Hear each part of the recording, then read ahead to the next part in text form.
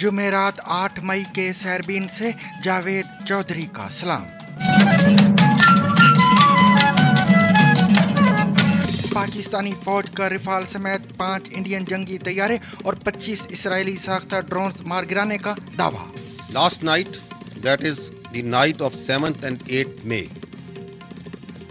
India has undertaken yet another blatant military act of aggression against Pakistan by sending Harop drones. India का कहना है कि drones Indian Askari तनसीबात को निशाना बनाने की पाकिस्तानी कोशिश का जवाब है। पाकिस्तान के नायब वजीर आजम इसाक डार का कहना है कि पाकिस्तान और इंडिया के कौमी सलामती के मुशीरों के दफातर के दरमियान राब्ते हुए हैं।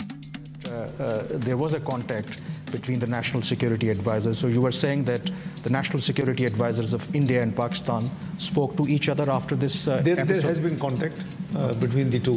इंडियन वजीर दिफा राजनाथ सिंह ने कहा है कि जिस दुरुस्तगी के साथ ऑपरेशन सिंदूर को अंजाम दिया गया वो नाकाबिले तसव्वुर और काबिले सताइश है। साथियों, सबसे पहले तो मैं हमारी आर्म्ड फोर्सेज ने कल जो कार्रवाई की है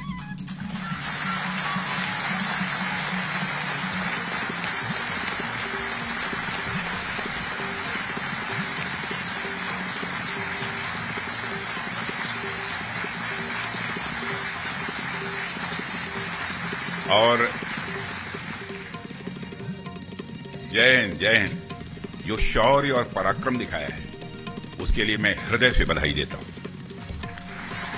जानिए इंडिया के हदफ हाईजैकर्स के मुतालबे पर इंडियन जेल से रिहा होने वाले और फिर आलमी दहशतगर्दों की फहरिस्त तक पहुंचने वाले मसूद अजहर कौन हैं?